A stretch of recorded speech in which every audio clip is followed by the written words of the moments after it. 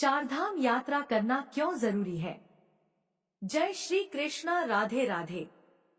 क्या आपने कभी सोचा है जीवन में चार धाम की यात्रा क्यों जरूरी है और आखिर चार धाम की यात्रा करने से मोक्ष की प्राप्ति कैसे होती है? क्या आप जानते हैं कि असल में चार धाम कौन से हैं? आमतौर पर लोग बद्रीनाथ, केदारनाथ, गंगोत्री और यमुनोत्री को चार धाम मानते हैं, लेकिन असल में यह सच नहीं है।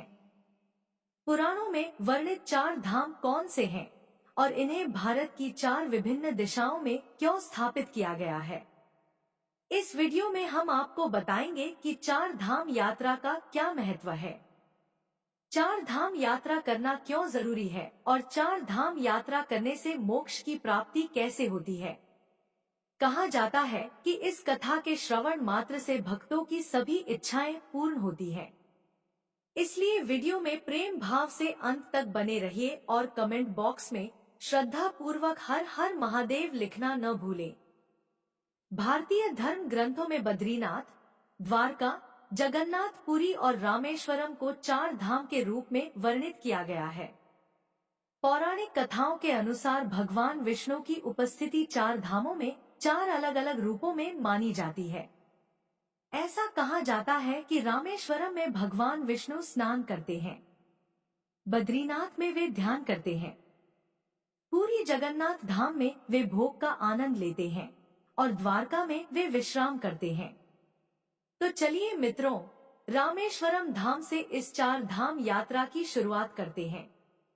रामेश्वरम एक पवित्र तीर्थ स्थल है जो तमिलनाडु के रामनाथपुरम जिले में है। रामेश्वरम मंदिर बंगाल की खाड़ी और अरब सागर के संगम स्थल पर स्थित है। इस मंदिर की स्थापना की कथा सीधे रामायण काल से जुड़ी हुई है। मान्यता है कि जब भगवान श्री राम, लक्ष्मण, हनुमान और समस्त वानर सेना के साथ लंका विजय के लिए प्रस्थान कर रहे थे, तब उन्होंने समुद्र तट पर शिवलिंग स्थापित कर भगवान शिव की उपासना की। उनकी भक्ति से प्रसन्न होकर भगवान शिव ने उन्हें विजय श्री का आशीर्वाद दिया।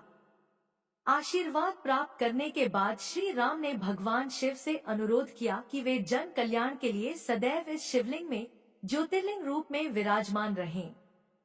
उनकी इस भक्ति पूर्ण प्रार्थना को भगवान शिव ने सहर्ष स्वीकार कर लिया और तब से यह पवित्र शिवलिंग रामेश्वरम ज्योतिर्लिंग के रूप में प्रतिष्ठित हुआ।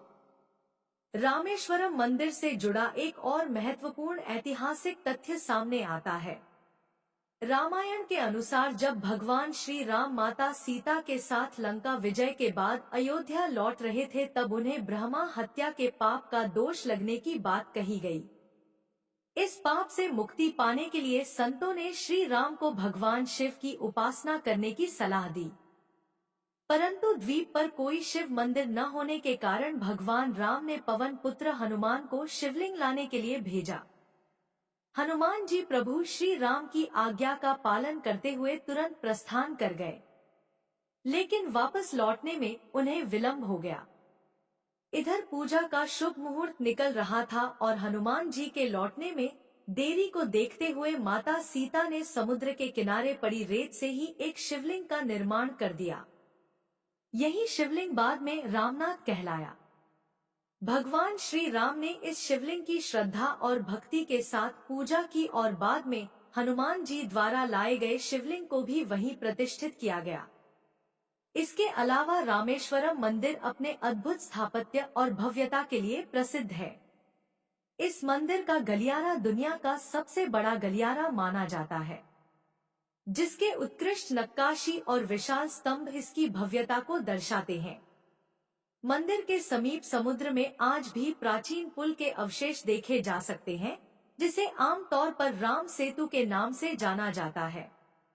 यह सेतु श्री राम और उनकी वानर सेना द्वारा लंका जाने के लिए बनाया गया था और इसे हिंदू धर्म के सबसे रहस्यमय और ऐतिहासिक स्थलों में से एक माना जाता है। आइए अब जानते हैं चार धामों में से पवित्र बद्रीनाथ मंदिर के बारे में। बद्रीनाथ मंदिर उत्तराखंड के चमोली जिले में अलकनंदा नदी के तट पर स्थित एक पवित्र तीर्थ स्थल है जो भगवान विष्णु को समर्पित है। यह मंदिर अलकनंदा नदी के बाएं तट पर नर और नारायण नामक दो पर्वत श्रृंखलाओं के बीच स्थित है। प्राचीन वास्तुकला में निर्मित यह भव्य मंदिर लगभग 15 मीटर ऊंचा है।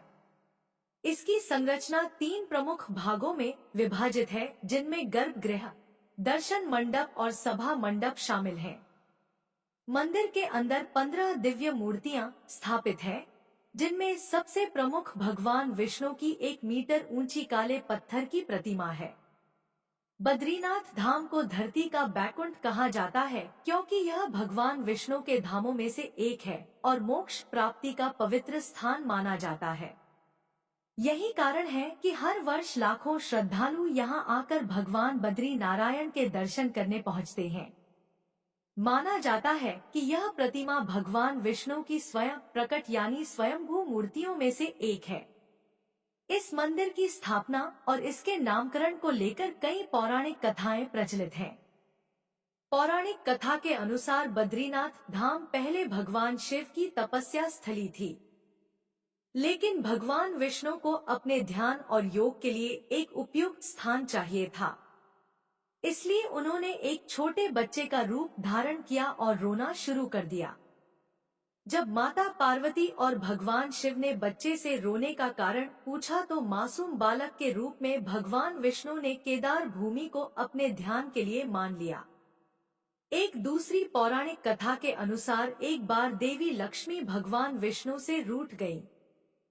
उन्हें मनाने के लिए भगवान विष्णु ने इस स्थान पर गहन तपस्या शुरू कर दी। ध्यान में लीन होने के कारण वे कठोर मौसम और प्रतिकूल परिस्थितियों से पूरी तरह अनजान थे। पत्नी धर्म निभाते हुए देवी लक्ष्मी ने बद्री के पेड़ का रूप धारण कर लिया और अपनी शाखाओं से भगवान विष्णु को ढक लिया। देवी लक्ष्मी के इस प्रेम और त्याग से प्रसन्न होकर इस स्थान को बद्रीनाथ नाम दिया गया। बद्रीनाथ धाम को लेकर एक मान्यता यह भी है कि जो भक्त यहाँ दर्शन कर लेता है वह जीवन और मृत्यु के चक्र से मुक्त हो जाता है। इसके अलावा बद्रीनाथ धाम में भगवान शिव को ब्रह्मा हत्या के पाप से मुक्ति मिली थी। इसी कारण इस स्थान को ब्रह्मा कपाल के नाम से जाना जाता है। ब्रह्मा कपाल एक पवित्र ऊंची शिला है, जहाँ पितरों के लिए श्राद्ध तर्पण किया जाता है। मान्यता है कि इस स्थान पर श्राद्ध करने से पितरों को मोक्ष और शांति की प्राप्ति होती है। अब बात करते हैं 4 धामों में से एक पुरी धाम यानी जगन्नाथपुरी की।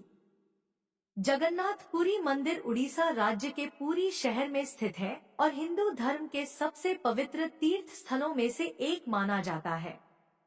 जगन्नाथ शब्द का अर्थ है जगत के स्वामी और इस मंदिर में मुख्य रूप से 3 देवताओं की पूजा होती है। भगवान जगन्नाथ, उनके बड़े भाई बलभद्र और उनकी बहन सुभद्रा। पूरी मंदिर की सबसे प्रसिद्ध परंपरा यहाँ की रथ यात्रा है, जो हर वर्ष आषाढ़ शुक्ल पक्ष की द्वितीया यानी लगभग जून-जुलाई में आयोजित की जाती है। कलयुग में भगवान श्री कृष्ण राजा इंद्रदुम्न के सपने में प्रकट हुए और उन्हें आदेश दिया कि वे पुरी के समुद्र तट पर मिले। एक दिव्य पेड़ से उनका विग्रह बनवाएं और इसे मंदिर में प्रतिष्ठित करें। राजा इंद्रदुम्न भगवान की आज्ञा का पालन करते हुए एक कुशल बढ़ाई यानी शिल्पकार की खोज में जुट गए। इसी दौरान उन्हें एक वृद्ध ब्राह्मण मिले, जिन्होंने स्वयं इन विग्रहों को बनाने की इच्छा जताई। हालांकि उस वृद्ध ब्राह्मण ने एक शर्त रखी कि वह विग्रहों को एक बंद कमरे में तैयार करेगा और जब तक मूर्तियां पूर्ण न हो जाएं, तब तक कोई भी दरवाजा नहीं खोलेगा। यदि किसी ने अंदर झांका या दरवाजा खोला तो मूर्तियों का निर्माण अधूरा रह जाएगा। राजा इंद्रदुम्न ने इस शर्त को स्वीकार कर लिया और वृद्ध ब्राह्मण मूर्तियों के निर्माण में जुट गए।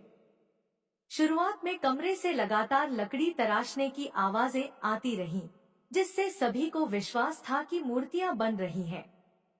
लेकिन कुछ दिनों बाद अचानक कमरे से आवाज आनी बंद हो गई। राजा और रानी को यह संदेह होने लगा कि कहीं उस वृद्ध ब्राह्मण के साथ कोई अनहोनी तो नहीं हो गई। कई दिनों से कमरे के भीतर कोई आवाज नहीं आ रही थी, जिससे उनकी चिंता और बढ़ गई। आखिरकार इस संशय में राजा इंद्रदुम्न ने कमरे का दरवाजा खोलने का निर्णय लिया। जैसे ही दरवाजा खुला राजा ने देखा कि विग्रह अधूरे थे। भगवान जगन्नाथ, बलभद्र और सुभद्रा की मूर्तियों के हाथ पैर पूरी तरह तराशे नहीं गए थे।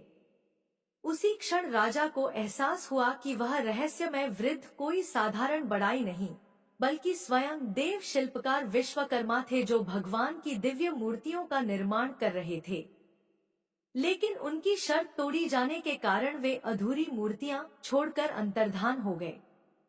हालांकि राजा ने इसे ईश्वर की लीला माना और उन अधूरी मूर्तियों को ही मंदिर में स्थापित कर दिया। यही कारण है कि जगन्नाथ मंदिर में अन्य मंदिरों की तरह पत्थर या धातु की मूर्तियां नहीं हैं, बल्कि विशेष प्रकार की लकड़ी से बनी मूर्तियों की पूजा की जाती है। जगन्नाथ मंदिर भगवान विष्णु के 8वें अवतार श्री कृष्ण को समर्पित है। वर्तमान में जो मंदिर भक्तों को दिखाई देता है, उसका निर्माण 7वीं शताब्दी में हुआ था। हालांकि इतिहास में यह मंदिर 3 बार टूट चुका है। इस मंदिर से जुड़ी सबसे आश्चर्यजनक बात यह है कि मंदिर के शिखर पर लगा लाल ध्वज हमेशा हवा की विपरीत दिशा में लहराता है। वैज्ञानिक दृष्टि से इसका कोई ठोस प्रमाण नहीं मिल पाया है और यह आज भी एक रहस्य बना हुआ है। इसके अलावा मंदिर के शिखर पर स्थित सुदर्शन चक्र भी अपने आप में अद्वितीय है। पुरी में किसी भी स्थान से इस चक्र को देखें, यह हमेशा ऐसा प्रतीत होता है कि वह सीधा हमारी ओर ही देख रहा है। इस रहस्यमय संरचना को नील चक्र भी कहा जाता है और यह अष्ट धातु से निर्मित है। इन अद्भुत रहस्यों और दिव्य मान्यताओं के कारण जगन्नाथ पुरी मंदिर को हिंदू धर्म का एक अनमोल आस्था केंद्र माना जाता है, जहां भक्तों की श्रद्धा और भक्ति हर वर्ष लाखों की संख्या में उन्हें खींच लाती है। मित्रों, अब बात करते हैं 4 धामों में से एक द्वारकाधीश मंदिर की। यह भव्य मंदिर भारत के पश्चिमी तट पर गुजरात में अरब सागर के किनारे स्थित है। द्वारका नगरी को भगवान श्री कृष्ण का पवित्र निवास स्थान माना जाता है। यह न केवल भगवान कृष्ण के शासित राज्य के रूप में प्रसिद्ध है, बल्कि धार्मिक मान्यताओं के अनुसार भगवान विष्णु ने भी यहाँ शंखासुर नामक राक्षस का वध किया था। मित्रों, आइए जानते हैं कि भगवान श्री कृष्ण को द्वारका की स्थापना क्यों करनी पड़ी। इसके पीछे एक रोचक और ऐतिहासिक कथा छिपी है। जब भगवान श्री कृष्ण ने मथुरा के अत्याचारी राजा कंस का वध किया, तो कंस के ससुर मगधराज जरासंध ने इस पर क्रोधित होकर यादव वंश का संहार करने का संकल्प लिया। अपने प्रतिशोध की आग में जलते हुए जरासंध बार बार मथुरा और यादवों पर आक्रमण करता रहा, जिससे नगरवासियों को संकट का सामना करना पड़ा। अंत में यादवों की सुरक्षा और शांति सुनिश्चित करने के लिए श्री कृष्ण ने मथुरा छोड़ने का निर्णय लिया।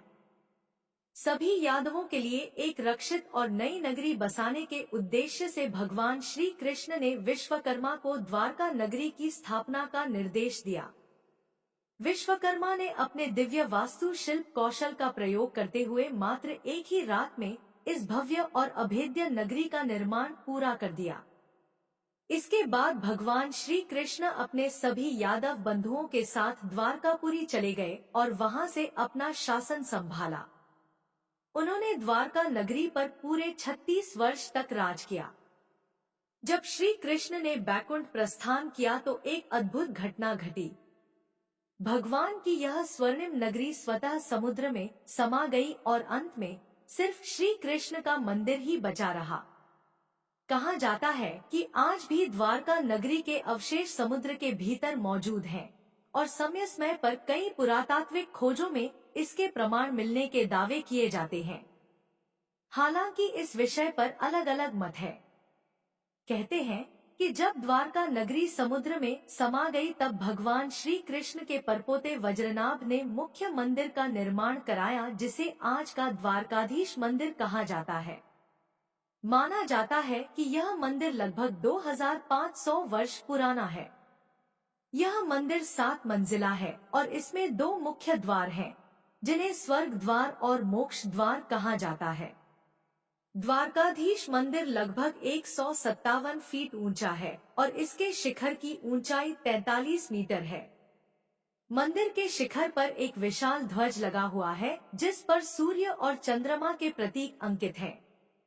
इस ध्वज की सबसे अद्भुत विशेषता यह है कि यह इतना विशाल है कि इसे 10 किमी की दूरी से भी स्पष्ट रूप से देखा जा सकता है। इस पवित्र ध्वज को दिन में 3 बार बदला जाता है और यह परंपरा सदियों से चली आ रही है। हर बार ध्वज परिवर्तन के दौरान श्रद्धालु बड़ी संख्या में एकत्र होते हैं और इसे देखने मात्र से स्वयं को धन्य मानते हैं।